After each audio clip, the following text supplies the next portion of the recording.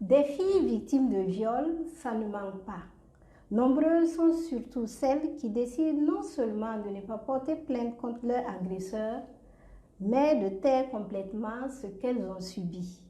Par peur de la honte, de la stigmatisation et des représailles, elles espèrent tourner la page toutes seules, souvent avec la complicité de certains proches, laissant ainsi le bourreau à l'abri de toute répression.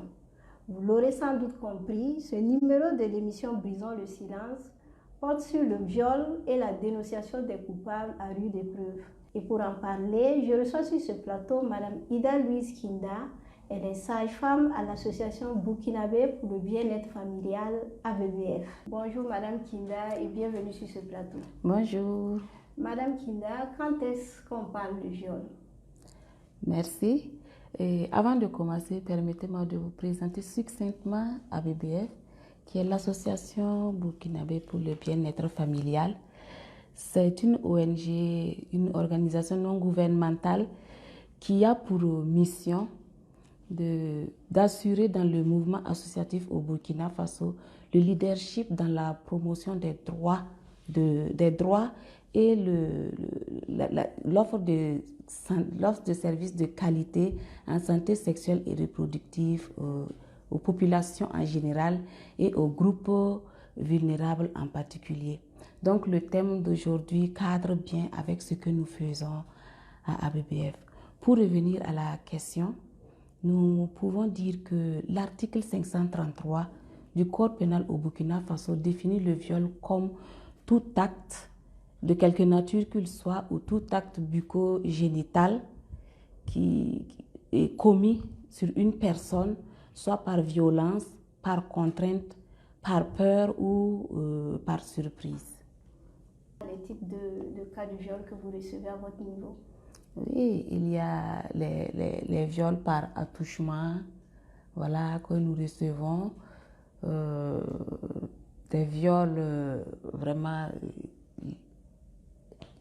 l'acte est vraiment commis. Comment se fait la prise en charge d'un cas de viol au niveau de la BBF? Ok. Au niveau de la BBF, la prise en charge se fait sur le plan médical et psychologique. Voilà, une femme, une victime que nous recevons pour un cas de viol, si vraiment le cas de viol survient aux premières heures et qu'elle vient rapidement consulter, nous pouvons, à travers le bilan de la femme, récolter les preuves médico-légales, traiter les lésions dues au viol, prévenir les grossesses non désirées, traiter et prévenir aussi les maladies sexuellement transmissibles, notamment le VIH-Sida et l'hépatite. Ça, c'est la prise en charge médicale. Maintenant, la prise en charge, au niveau de la prise en charge psychologique, le psychologue est là et il évalue l'état psychologique de la femme et en fonction de ça, il va voir comment apporter une meilleure prise en charge pour le rétablissement psychologique de la femme. Et comment se fait l'accompagnement des victimes pour dénoncer les coupables? Voilà, il faut savoir que la prise en charge d'un cas de viol doit se faire de manière holistique, c'est-à-dire la prise en charge médicale, la prise sanitaire, en fait, la prise en charge sociale, la prise en charge sécuritaire et la prise en charge juridique. Donc, à ABBF, nous, on fait la prise en charge médicale et psychologique et à travers la sensibilisation, nous incitons la femme à aller dénoncer le cas de viol. Il faut dire aussi que nous recevons souvent la femme à travers la police, le commissariat. Elle vient avec une note pour une prise en... C'est-à-dire qu'elle est partie directement au commissariat dénoncer le cas. Et c'est à partir de là-bas maintenant qu'elle a été référée chez nous pour la prise en charge. Donc, nous travaillons en symbiose avec les quatre structures dont j'ai parlé, l'action sociale, la sécurité et la justice. Est-ce que vous pouvez nous parler d'un cas de viol qui vous a particulièrement marqué? Lors d'une de nos sorties mobiles sur le terrain, nous avons reçu une femme qui est venue en consultation. Elle est venue juste pour voir si elle n'est pas enceinte. Et c'est pendant l'interrogatoire qu'elle nous a raconté qu'elles étaient au nombre de 20 et en fouillant une zone d'insécurité, elles ont été interceptées, chemin faisant, elles ont été interceptées par des hommes qui les ont toutes violées, elles, toutes les 20. Bon, par peur de stigmatisation ou par ignorance, en tout cas, elles ne sont pas allées consulter. Et elle a attendu 1 mois pour venir voir est-ce qu'elle n'est pas enceinte. Voilà, c'est des moments quand même qui sont très durs à supporter, surtout qu'elle arrive, et c'est un peu tardivement. Voilà, donc ça nous a un peu quand même secoué ce jour-là. Et quelle est la conduite à tenir? Comment faites-vous lorsque les victimes arrivent tardivement, comme vous venez de le dire, à votre niveau? Il y a le psychologue qui est là et nous la référons au psychologue pour la prise en charge.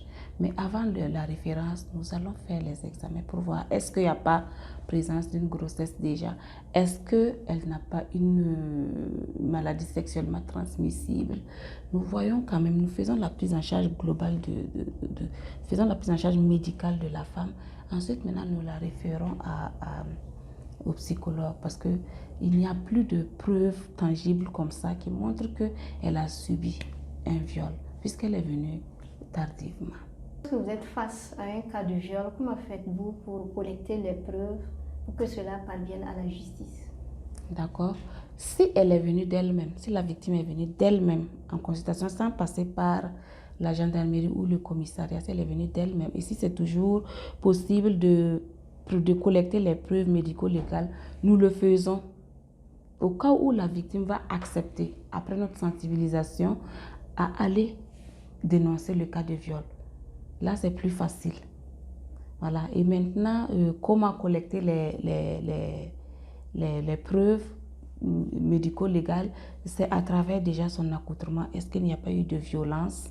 Aussi à travers l'inspection. Est-ce que les parties génitales ne sont pas... Est-ce qu'il n'y a pas il n'y a pas eu de violence, il n'y a pas eu de déchirure? Est-ce qu'il y a la présence de spermatozoïdes qui montrent vraiment qu'il y a eu un acte sexuel? Ça, ce sont les preuves médico-légales.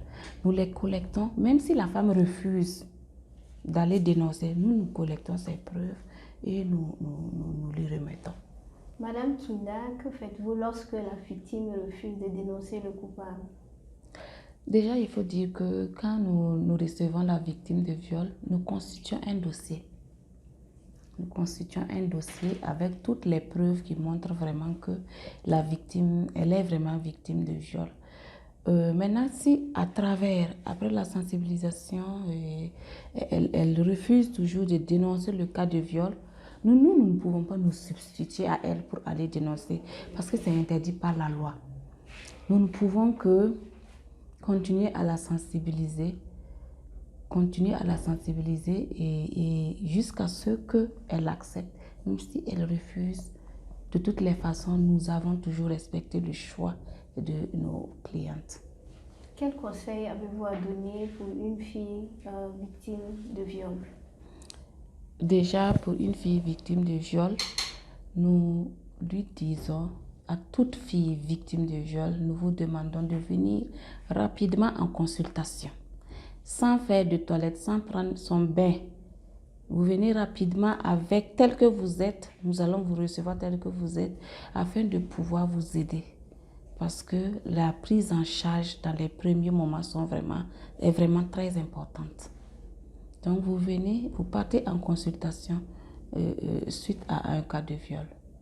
Nous sommes à la fin de cette émission. Nous recevions à ce numéro de Brisons le silence Madame Ida Louise Kinda. Elle est sage-femme à l'association burkinabé pour le bien-être familial ABVF. Merci Madame Kinda pour votre disponibilité. Cette émission a été réalisée avec le soutien de Oxfam, à qui nous disons merci. Si vous ou l'un de vos proches est victime de violences basées sur le genre, n'hésitez pas à partager votre témoignage avec nous en nous contactant par WhatsApp au 77 60 79 63 ou par email à info@queenmafa.net. Brisons le silence pour que prennent fin les violences basées sur le genre.